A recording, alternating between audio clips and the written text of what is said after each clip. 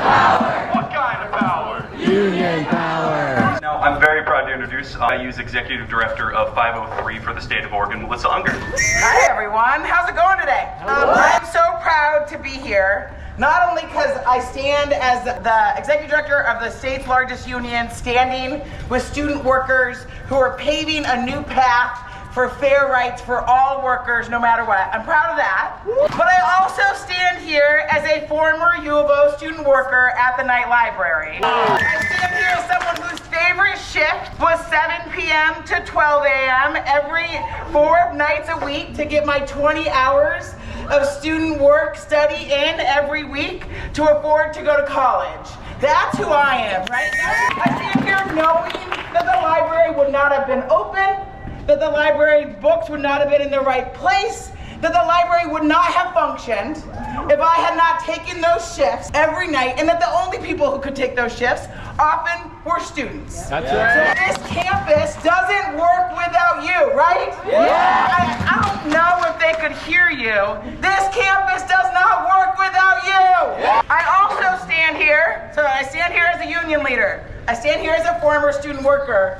And I stand here who has my first activist experience was here on these steps of Johnson Hall to hold this campus accountable for its unfair practices, making sure that workers overseas did not get fair wages or breaks or even real jobs, and making sure that we here as students at U of O change practices across the world. That's right. And the reality is that was a different movement, a different day, probably about the spring of 25 years ago. But what I do know about that is that you doing this on these steps makes a difference. It matters to the workers here on this campus, but it matters for students across the country. It matters to say this is enough. This is not acceptable.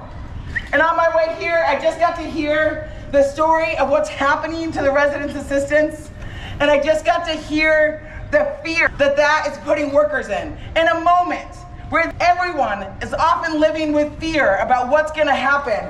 The fact that the university is threatening people's very livelihoods, their very place to live, is completely unacceptable. And to say that they're doing it as a public institution, they're funded by you, they're funded by taxpayers, and they're threatening people's livelihood, their ability to go to school. And then in addition, they're using the Trump administration's attacks on free speech to once again threaten the fact that you can even be here peacefully having free speech. It is completely unacceptable.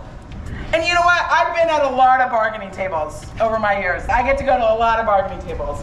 And the thing I know about bargaining is it always takes two. They have to be willing to show up and actually do something.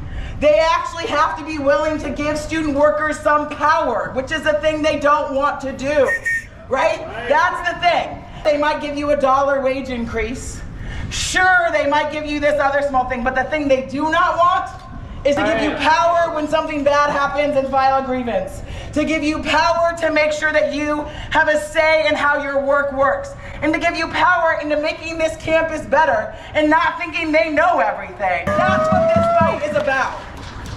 And you all, every day, make this campus work alongside thousands of SEIU members who make this campus work. And together, you're the backbone of making sure students can get an education.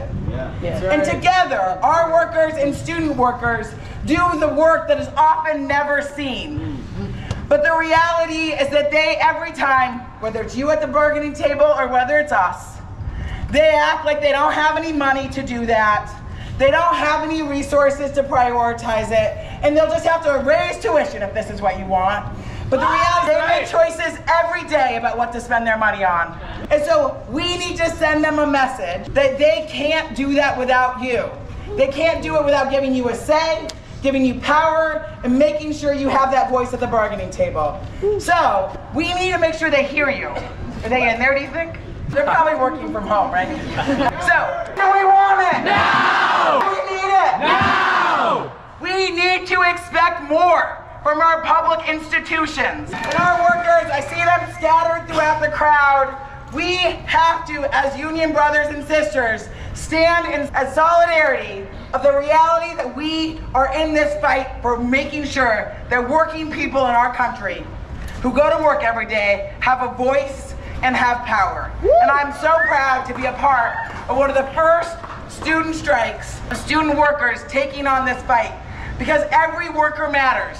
And so thank you for your commitment, and we will make sure retaliation is not acceptable in this fight. Having free speech, having your voice, and having power is nothing that a public or anyone should retaliate against, but it has to be completely unacceptable for a public university. So we stand with you, and we will win. Right? When we fight, we win! I have confidence that this group of workers together will win this fight. Thank you. You work because we Solidarity is the key in winning these fights. all right.